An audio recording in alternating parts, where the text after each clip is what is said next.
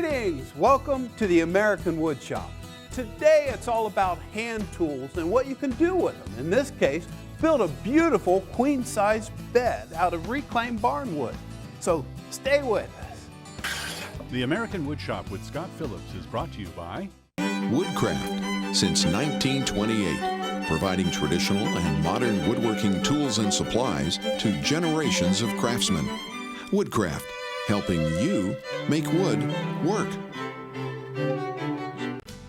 Craig, from the first cut to the final assembly, providing woodworkers with products that help simplify woodworking challenges. Craig.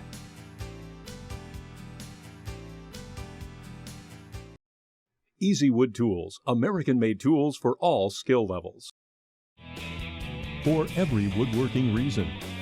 For every woodworking age. Rycon Power Tools, Pro Tools for tool pros. RyconTools.com, proud supporters of American woodshops everywhere. Today we're going to make a beautiful reclaimed wood bed together. And these are nibblers used in the horseshoe industry to pull nails. And the easiest way to de-nail timber like this is to pull the nail all the way through instead of trying to get to the head with these and working it out. And here's one right here in the surface of one of the reclaimed posts that will actually be the runner on the bed that will hold the mattress. These are fantastic. You can't get a better tool for de-nailing barn timbers. And then right here are a couple tools that are invaluable. Now in this show, we're only going to use one power tool and you're looking at it. Everything else is hand tools today. And whatever you do, be sure to read, understand, and follow all the instructions that come with the tools and products you use in your wood shop. Work safely. Safety glasses, and these are. And when I use this wire bristle to clean up this old porch column, well, that'll be done outside and with an N95 dust mask and side shields on my safety glasses. Why? Because there's probably lead paint on there. And let me show you this. This is really cool. This is a test kit. It's a two-part vial, and what you do is you break them together, and then you let that fluid come all the way up to the end, and if it's red, when you wipe it on things like this right here, notice there's no red on this beam, but back over here, let's check this and see if it turns red. Because red is lead. Nope, no lead in this. I'll be darned, that's latex paint. I'm amazed. I thought that would be lead for sure. But it's not, which is good news. But whatever you do when you're recycling wood, make sure that you do test it. And those test kits are dirt cheap. But now, look at this old porch column. What I've done is I've split it in half. And what that will do then is give me two back posts for the headboard. And if you don't want to build the whole bed, just do the headboard and fasten it to the wall and butt your bed up to it. And so we'll make that first, but there are some other things I want you to see right here, right now, and that would be this old barn door. This oxidized white pine. I love the knots, I love the color. How do we preserve that? Well, the truth is, I've tested this already. It's not lead. So again, we're lucky there. That was latex. All the old lead paint was dusted off. But we need to encapsulate this with a high-performance product, a water-based finish, and seal it so it can be used inside.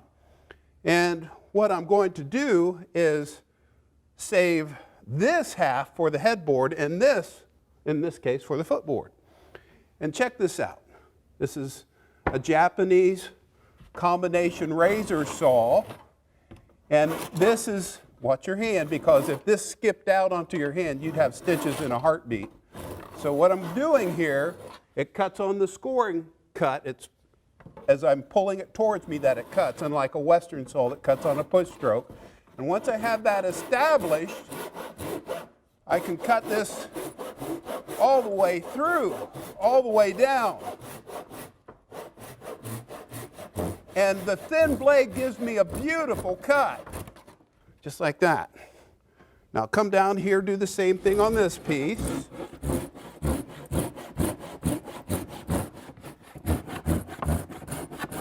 And these are great for recycling timbers. You can't beat it. If it chatters, lighten up on the cut just a little bit. And we're through. This is poplar, cross pieces. I can tell because of the color on that. And these are white pine. So that's for the headboard. We've got one other board that goes in there. Lay that down. Now check this out. This is my cutoff table. And these are auto action clamps that hold this workpiece securely to the table. And what I do is I lay out my line so it's parallel to this edge of the table. And if I was using a back saw to do an accurate cut, it's going to cut on the push stroke, but it's really not designed to work on thick workpieces like this. On the razor saw, on the other hand, you let the saw do the work, and I rock it back and forth. You can see this is not backed all the way out like some razor saws are. And the tooth count for this combination saw, good for cross cuts, good for rip cuts, is 20 teeth per inch. And that will give you the best cut as I'm salvaging work pieces. In this case, this will be the top to the capital on the columns. Needs to be 5.5 inches by 11 inches. Just about through here. And could I use a bandsaw on this? Absolutely. Miter saw? Absolutely. Circular saw? Sure. But this is the hand tool workshop. And the reason I use power tools is to save time. When I'm making these cuts, easy does it. Now, don't want to kink the blade. You can't force it.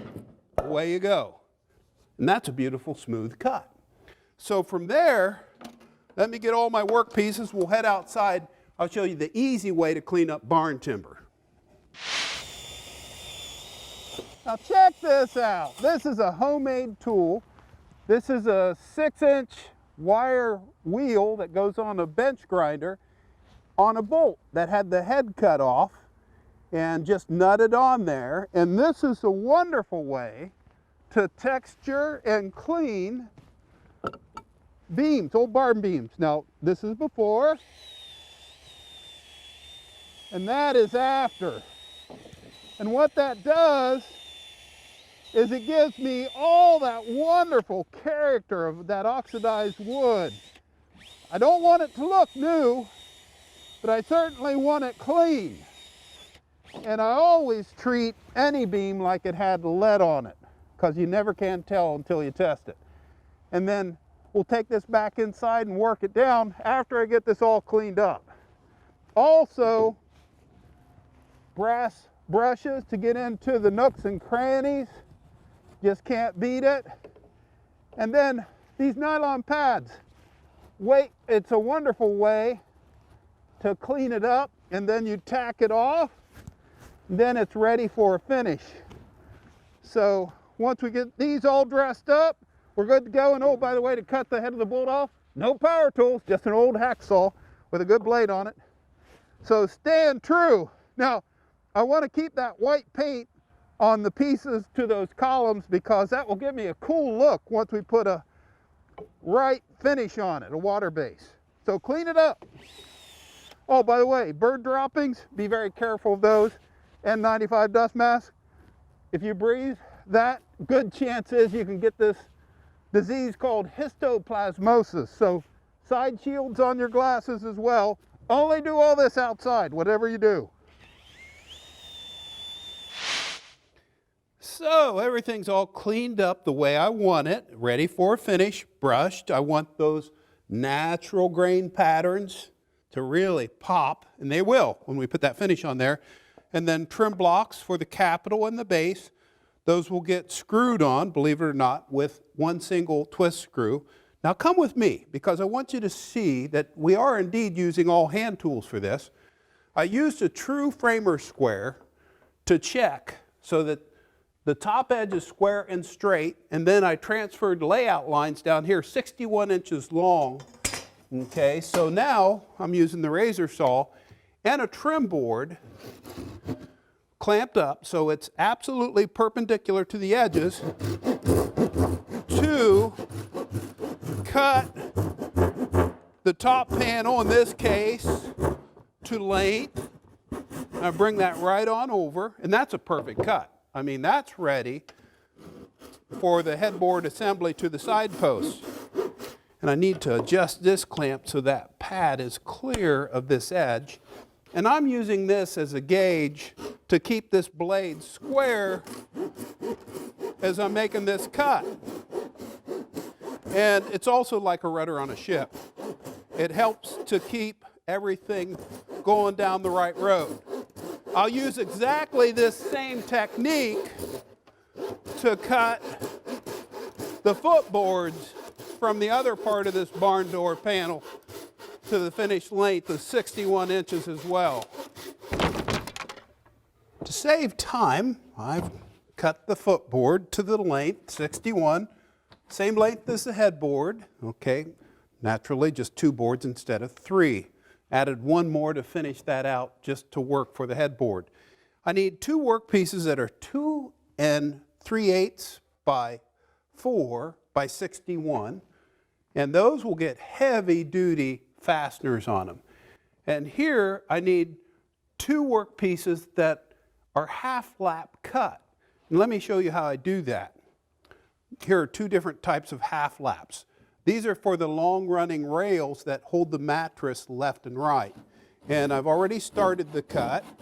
I have this jigged up and clamped to my assembly table, and that helps me to keep everything square. Again, when you use a razor saw, it cuts on the pull stroke. And there is no substitute for it being clamped down, so that these edges are parallel to the edges of the table. It helps to keep your cut square.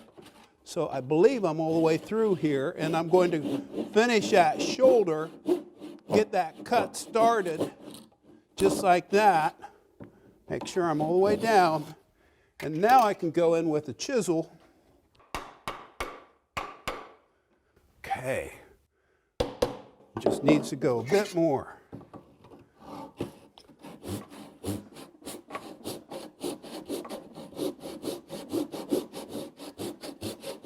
That has to be home. There we go. That's a ticket. Okay, so let's get this off. There you go. This is working. And by the way, when you're using chisels like this, you want to keep them razor sharp. Okay, almost there. Very good. So that's the half lap, and that looks really good. Okay, got to tighten that down. Well, actually, we're through with that cut. And over here, we have to finish this other type of half lap. This is what connects the posts, both from the top and from the bottom. Let's get that cut all the way off.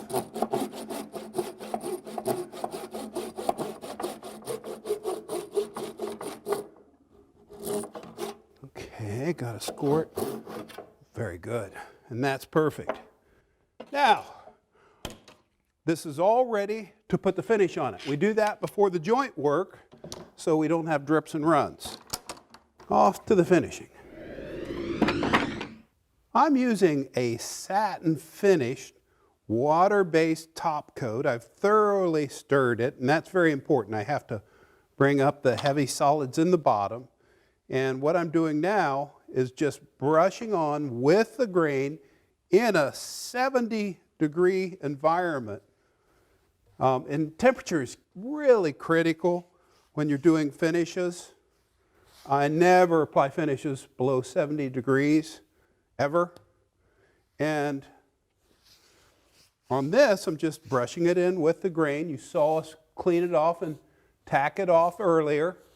And because there's joint work to come, where we would have those joints we have to have the finish done because we're going to put a series of pocket holes with heavy-duty screws in order to draw this all tight and also be able to assemble it and take it apart when we move it. And you can see that this really brings out the color of the texture. It's just beautiful. We want that oxidized look. And one other thing I want to show you right here is on the columns. Look what happens by top coating it with the paint still on it. Gives us a phenomenal look. And that also is the way that you seal the wood if there were contaminants. So I want to brush out a total of 3 coats, and depending upon temperature, it can take up to 2 hours between coats. And it also is kind of controlled by the humidity. In the Midwest, our ideal finishing humidities are between 40 and 60%. But sometimes you can't get that. Just make sure it's warm enough. Never cooler than 70 degrees. So I'll just brush all this out and let it cure out, let it dry. And once we have these parts done, it's on to assembly. Okay, the finish is cured overnight. And when you work with barnwood sealed all the way around, this is the back. I had to cut off the bottom pieces that had a little stain on it. Go to our website for the details on that. But yeah, that looks really good, really natural, and it'd be a crime to get rid of that oxidized silver gray look. Now, on to a little bit of handwork here. These are the columns that were split in half, and you can go to the website to see how to do that. Now, that's the perfect look. That's got a little bit of paint underneath the finish. This has a lot. I like that look, so I'm going to really use that to enhance this piece. Now the trim pieces, I've taken those off, and those just get screwed right back on. Those are finished as well. And I wrap the corners with the miter saw, hand miter saw, to cut those pieces to block it in. And then those get screwed in place. And on the top, I need a capital trim piece, just like this. Now this is a rough edge, and this block is going to wedge into the top of the column once I put these backer boards on. And that gives this a lot of strength. And here you can see the pocket holes. Well, I just used a clamp with a very inexpensive pocket hole tool to cut all of those. That's for 1¼ long pocket screws, and those just make that rigid, and then this fits like a cork in the bottle right on top of that. But before I do any of that, I'm going to use a low angle block plane to dress this all down. And why a low angle block plane? Well, this is the ultimate tool to do edge work and also just break those hard corners a little bit so that it's graceful to the hand. And literally, once I get this all planed down, look at that, floating away. Then I can chamfer the corners, start from one edge. I don't go all the way through because it could break out the grain on the other side. And I do the same from the opposite side. And you do want to keep these sharp. And we have a web extra on that at our website and on Facebook, so check those out. So I'll get this done, and once this is prepped, then I use the same finishing technique to get finish on these trim pieces for the capital. From there, it's on to assembling the parts of the headboard. What I need to do right now is join these cross pieces to the 2 posts left and right. This is a number 3 square drive heavy duty screw that's 2½ inches long, and I draw that nice and tight on that cross piece, and I need a total of 3 of these screws per side. And I'll sink one more in here. It's always important to drill a pilot hole for these. And once I get the top cross piece, see the fancy stop, painter's tape right there. Once I get the top piece joined to the other side, just like that. It's nice and strong. Then I can work on the bottom. The top capital board is now securely fastened with those 3 heavy-duty screws per side.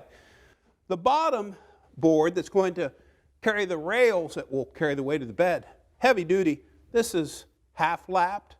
And essentially what I'm going to do is cut another heavy duty pocket right here with this mechanism, with the jig, for a 1/2-inch bit. And to do this, I secure the jig with the clamp in place, and I give the stepped bit a chance to do its job. So I drill this hole, evacuate the chips as we go. This is white oak, so it's like drilling rocks. Takes sharp bits, and there you see the pockets. And that's important to draw this all together. So here's how the rest of it goes. I also drill the other side exactly the same way. It's a mirror image, and I use that heavy-duty jig to get those 1/2-inch pockets in. And then I can draw it all tight to the column with screws. And once I have that done, then I can drill pilot holes and sink 2 screws on the inside of the column into that front L bracket and draw the column tight to that. And from there, I put on the blocking on the bottom of the column. I just pre-drill pilot holes, screw the smaller of the 2 blocks onto the bottom of the column, and then I put on the recycled baseboard, which is a gnarly piece of walnut. The bottom column blocking is in place now, and it's very important to use the right tapered bit for the screws whenever you're fastening this to stop the wood from splitting out. And this is the back of the barn door, the 3-board assembly here. And you can see these pockets. Well, I just used the clamp and the very affordable pocket hole jig to cut those pockets. Just clamp it in place, drill away. And now I can secure this barn door that's going to help to square up the posts as well.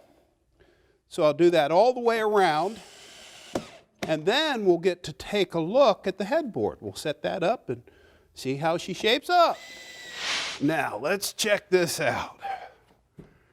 You just can't beat reclaimed wood. And I love the look of this.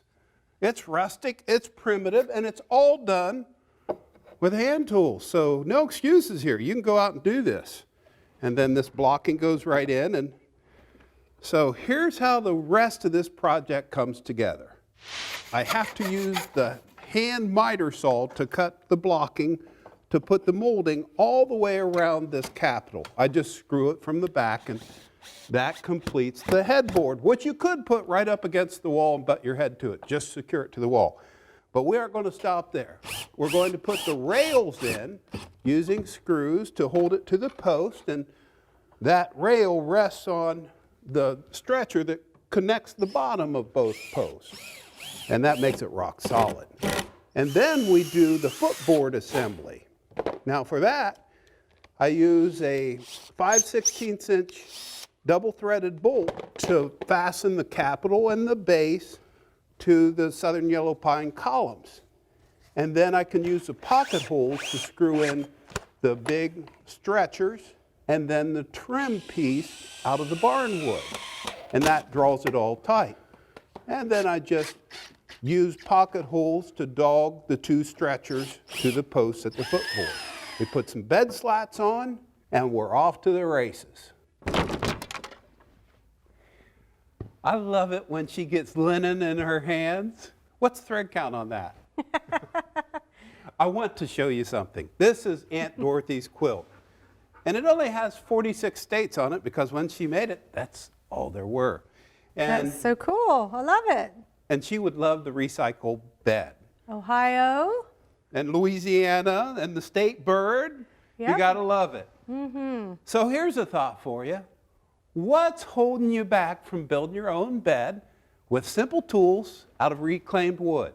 How many different reclaimed woods are There are in this 6 one different bed? species in this.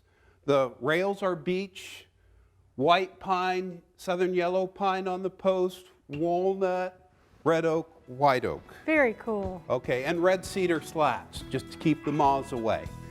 Now, next time on the American Woodshop, we're going to build a custom door that is for the ages. And I think Kaz likes it a lot too. So there you have it. Hope you enjoyed it. See you next week. See ya.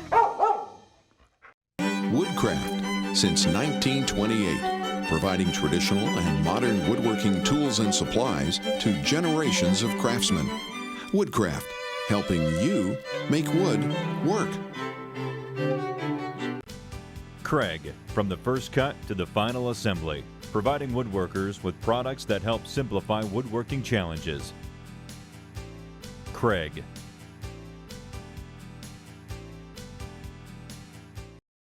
Easy Wood Tools, American-made tools for all skill levels. For every woodworking reason. For every woodworking age. Rycon Power Tools, Pro Tools for tool pros. RyconTools.com, proud supporters of American woodshops everywhere. For more information behind the scenes at the American Woodshop, go to our website for complete details on tips and like us on Facebook. Singing hey ho and away we'll go, one little laddie.